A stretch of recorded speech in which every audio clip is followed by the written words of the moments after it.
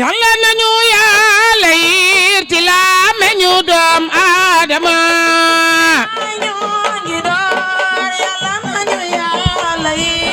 bismillah ñoo ngi door yàlla nañu yàlla yiir yàlla nañu yàlla yiir ci laame ñu doom Adama waaw waaw bu baax parce que ay loxoom set na te c'est un digne fils de Thiès wax dëgg yàlla moom mii tey teew wax nañu xam tey lañ ko mos a gis mais am nañu lu wax ci moom lu rëy rëy koo xam ne ku mën a am mën nañu am yaakaar ci moom. Jaxaaw nag ma dama ne maa ngi chance trop parce que tambour major bi nga gis nii mën naa ni ci Thiès actuellement ñu ñooy les meilleurs à Thiès ku gis seen rythme ak seen tëgg nga xam ne ñii yàgg nañoo tëgg. tey Thiès fii tey boo wax tambour major boo nee 1 ñoom ñi ngay wax 2 au moins ou bien boo ko wax leen 1 te Mame Ndiaye aussi Mame Ndiaye boo bëggee dëgg-dëgg xale jigéen la joo xam ni sama sœur la pour ba dama koy jeter ay fleurs mais elle est très fière parce que fierté passé wul Mame Ndiaye yàgg naa politique te man gisuma lu am ci politique gisuma ko te yàgg na ci trop ces enfants sont là qui traînent mosuma gis benn responsable pour dugal leen fenn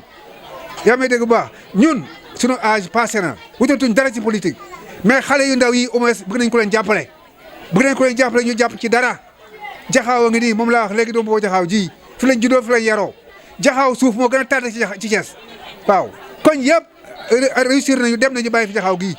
léegi nañ buy gisee ko xam ne loxoom set na comme Thierno Alassane Sall ñun ku mu envoyé ku ne bu doon xale bu ndawam 200 lañ koy téye parce que dama ne ministre neex na ku Macky Sall jox poste ministère boo xam ne ay milliards et milliards la nga bu ko dugal loo fu xam muy la mu xam ne fii du dëngatee fi de muy la demuma ana gàddu say document yëpp na téel mënu leer laa bëgg man Thiès laa dëkk Jaxaaw gii turu Jaxaaw yéen xamu leen lu ko waral Jaxaaw bay Coumba Ndoffène Diouf moo fi ñëwoon fii vers les années 1800 et quelques gouverneur u Thiès recevoir ko waa séeréeru Jaxaaw yi dégg ko dem ci kër gouverneur ba ko boobu temps Thiès moo commandé woon ba Sine Saloum benn gouverneur bu nekkoon Thiès moo commandé toute la région ba Sine Saloum Coumba Ndoffène bi ko gouverneur bi convoqué mu ñëw fi ay séeréer yu jógee Jaxaaw ñoo dem recevoir ko dalal ko indi ko Jaxaaw gi ne muy leen fii fan la ñu ne ko jànqeen mu ne bis ni ki tey du leen ko Jaxaaw parce que fi ay goro fi dëkk te man doy na ma bisimilah gàttal rek. asalaamaaleykum ñu koy jaaree ci suñu kàddu papa ji fi kër fi yëkkati léegi ci suñu papa Ale bu loolu weesoo ak dégloo tuuti xale yi déglu leen bu loolu weesoo ñuy jël nuyoo bi di ko jaaralewaat ci soxna Mame Ndiaye mu yóbbaale jigéen ñu Jaxaaw ñëpp ñu koy jox aussi délégation bi ñu àndal soxna si Khady Ndiaye mu yóbbuwaale Ndeye Binta vraiment di kenn ci Massamba Diop di camarade de partem di ku njaxlaf tout le temps ñu koy gis ci ay wetam nan déglu tuuti waay. déglu leen. donc may nuyuwaat délégation bi ñu àndal bi ñëw fii tey gunge monsieur le maire Massamba Diop le candidat de l'espoir. maanaam ku dégg espoir ci baatu wolof mooy ci ki ñu am yaakaar kon ñu koy nuyu bu baax ak ñi mu àndal ñëpp di si njiite Lamine Dieye di si teg Aziz Dramé di si teg Pape Nia di nuyu jigéen ñi ñu àndal ñëpp di ko teg ci loxo Khady Dieye comme elle est absente Ami Ndiaye ngi fi ak Kiné ñoom Adja di jigéenu Massamba Diop ñu koy nuyu baax ak ñëpp ñu àndal. ñoom Wadje Maguette ak ñëpp ñi ñu àndal ñu leen di nuyu baax di am kontante fekk si leen fii tey di gërëm waa animation bi waa Ndaw Rabine bi ñu. ñoom bu ñu posé amuñu sax fu ñu toog ay banderole dina ko ñu war a ñëwaat duggaat ci classe yi loolu c'est très dangereux ba man dama jël engagement fay une année l'électricité de l'école Issa Dème loolu rek feebu ndaw bopp te ñoom dañoo ni am na yeneen koñ yoo xam ne sax ay conseils municipaux ñoom ñoo fa dëkk seen école primaire yi amul électricité loolu c'est dangereux te gis nga dëkk pour ñu développer ko il faut le développer localement gis nga balaa nga naan naam ne fa Sénégal am nañ pétrole am nañ gaz am nañ zircon am nañ phosphate am nañ or mais dans tant que amuñu de bons dirigeants duñu mës a dem fenn loolu il faut que nit ñi xam ko il est temps que nag il est temps je vous dis il est temps que ñu def un grand changement pour ce pays là te fii lañ koy commencer localement on doit sanctionner ñu jël les compétents les méritants ñu teg leen fa gis nga maire boo fa tegee koo xam ne balaa muy xalaat kenn xalaat poosam du dem il faut mettre des gens responsables man tey dama am sama métier je ne fais pas la politique politicienne man damay liggéey bu ma jógee ci lii damay dem liggéey damay dem ba Tamba damay dem ba Kidira damay dem ba Kédougou damay dem frontière Mali damay dem ba frontière Guinée ku xam Salémata damay dem liggéey ñëw et je montre des exemples à ces jeunes là damay jël samay photo yi ma nekk ci àll bi chantier pënd di ko wan xale yi pour leur dire que dans la vie il faut travailler il faut pas que jël politique def ko métier loolu moo ñu sonal moo ñu tardeel et ce pays là avec les ressources qu'on a on a besoin d'un changement je vous dis on a besoin d'un changement dans ce pays là te localement dañ koy commencer on ne peut pas développer un pays à l'état central pour mu ñëw local parce que nit ki boo nekkee sa kër balaa nga naan bale dem mbedd mi da ngay bale sa biir kër localement bu ñu arrivé ñu ñëwaat fii askan bi localement lañ koy changer pour mu jëm ci kaw localement bu ñu arrivé ñu ñëwaat falaat gars yi maanaam li fi amoon mooy continuer màkkatal mu kanam pétrole rek la ñu am te moo dàq dëkk yi dàq ci àdduna bi ci la bokk ils ont que le pétrole ñun am nañ pétrole am nañ gaz am nañ phosphate am nañ or am nañ zircon pourquoi on refuse de mettre la place les hommes qu'il faut à la place qu'il faut pour que dëkk bi soqali ko on peut amuñu woon droit di nekk fii nit ñi di souffrir yenn souffrance yi da ngay xëy jaxaaw gi yéen a fi dëkk yéen a ma ko gën a xam day am ñoo xam ni da ngay xëy yow da ngay am problème nga gëstu gis koo xam ni moo la gën a am problème doo xam nooy def boo amee problème ba ko jooy sax dootoo ko mën a jooy mais donc nañ leen commencé ñu changer dëkk bi maire buñ la falee pour askan bi di la gis la maire pour nga jege askan bi la boo mënta régler seeni problème nga leen di jege di bu mettit amee nga bokkoo ak ñoom bu bànneex amee nga bokkoo ak ñoom mais maire boo xam ne duñ la gis élection mooy waaye ñëw ñu lay gis pourquoi faire un meeting demain à Touba Nguent alors que la population est là en train de souffrir ban raison lañ ci am ne dañuy def un grand meeting à Touba Nguent yow nga war a taxaw defal ñu bilan on a besoin d'un bilan na woote assemblée générale digg boulevard Nguent il doit faire un bilan parce que son mandat est arrivé à terme ça fait plus de 2 ans ou 3 ans mandat bi jeex na ñun bilan la ñu soxla ay meeting boo xoolee meeting bi seen affiche yi li lay wane ni ñemewuñu dañoo def seen photo Idrissa Seck mais bii surface ki dañuy nit ki la ñuy élire directement donc ku ñeme yow yéen joxoon gis nii joxuñu ko Idrissa Seck defal sa photo nga laaj comme ñeneen ni nuñ koy defee ku nekk am na droit laaj mais askan bi war nañu xool ni ñuy choisir man dama leen koy wax di leen ko waxaat xale laa de te xale si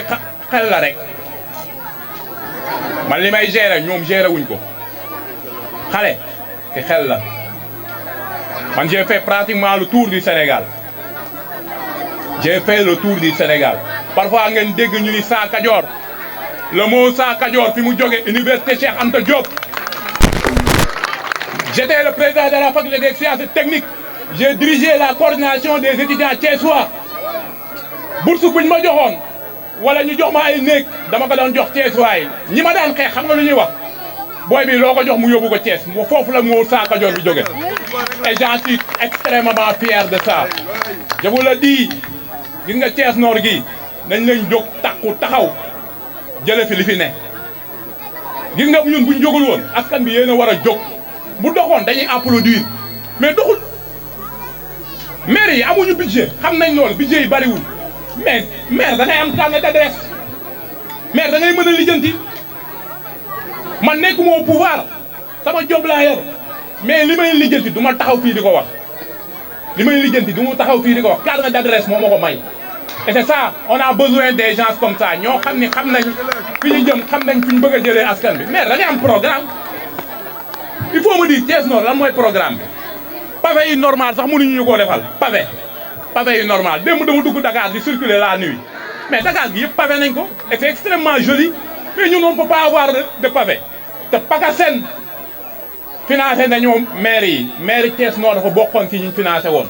on a besoin que le maire nous rende compte par rapport à ça ñun xam nañ de ci domaine bi lañ ne et on sait très bien techniquement et financièrement combien ça coûte les travaux on a besoin de ces choses là ñu taxaw nañu lii lañ def lii techniquement nit ñi wax ak ñoom bu ñu satisfaire alhamdulilah mais bu ñu satisfaire ñu xam ni ñii li ñu def satisfaire ñu mais toog fii meeting woote 2000 t-shirt ay car mobiliser ay nit dem foofu dafa war a jeex man jeune la du ma taay du ma sonn dinaa dem ba jeex tàkk et je vais dénoncer là où je peux le faire et je vous dis ici man maire commune Thiès Nord pour man benn étape la ci man fi ma bëgg a dem mes ambitions dépassent largement je vous dis largement la mairie de Thiès Nord mais étape bu nekk suñu kanam la te dinañ fa jaar jël ko le 23 janvier 2022 dama nekk si beneen étape dem fa gars yi di rootee ñu root indil waa Thiès man loolu laa gëm dama leen di wax Idrissa Seck la ñuy wax li mu def Thiès depuis 2004 ba léegi Thiès fi mu nekkoon chantier de Thiès yi fa la Thiès yam jàpp naa ni génération wéy na war naa am génération bees bu taxaw bu dem ma nekk fa ñuy décider ñëw def pour Thiès li fi Idrissa Seck defoon mu tuulu ñu ni diw léegi moo fi def lii parce que Idrissa Seck bi muy ñëw dafay fekkoon ñoom Ousmane Ngom ñu def fi lu kenn deful moom mu ñëw def fi plus que ñoom ñun tamit ñun ay jeunes lañ dañoo war a def plus que Idrissa Seck et il est temps que ngeen wóolu ñu am confiance ci jeunesse bi ñu dem liggéeyi loolu fi may terminer samay kaddu mooy damay remercier vraiment Mame Ndiaye parce que li mu def nii dafa rëy te nit ñi ñi ngi toog di déglu et j'ai senti que nit ñi ñi ngi bàyyi xel bu baax li ñuy wax et je pense que ces genres de discours dañ ko war di tenir suñu yaay yi suñu mag ñi jàppale leen ñu si ces genres de discours ñu koy tenir il faut un changement radical dans ce pays là te ci élection locale yi lañ leen koy wan Mame Ndiaye vraiment amuñu sa fay ñi ngi lay sant di ñu gërëm parce que bu ñu ñëwee ba mën a taxaw fii di wax di jàlle suñu message c'est grâce à vous te bi ñu xamantee yàggul de te lu leer laa wax doo ko réccu non man du ma koy dellu ginnaaw te damaa gëm li may def doo ko réccu mukk et je sais là où nit ki fi nga ko war a mën a dimbalee nga dimbalee ko fa man defuma politique politicienne damay dimbale nit pour mu jëm kanam damay dimbale ay nit pour gox bi avancer man ci loolu laay dox vraiment li nga def nii si ces genre de choses là ça se multiplie nit ñi dinañu déglu dinañ xam suñu message et aussi dinañ ñu comprendre maa ngi looy wax loolu di la sant di la gërëm fi may terminer pour les femmes de Diakhao je le dis ici à partir de lundi prochain dinaa waxtaan ak maam ñoom Khady Diagne je vais former 100 femmes de Diakhao.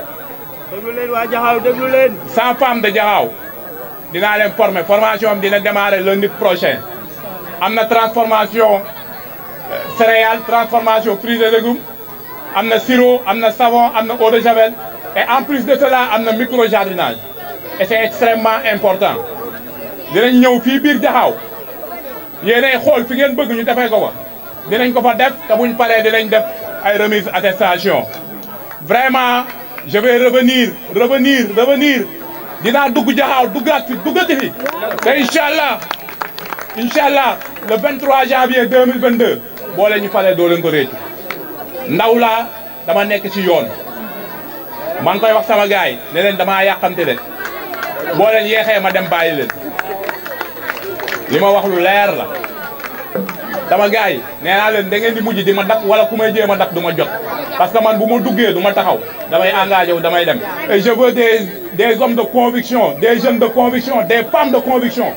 ñu gëm dara ñu gëm un changement pour ce pays là loolu laa gëm ci laa leen di woow te fu ma dem dinaa taxaw dinaa ko wax maa ngi leen di sant di leen gëm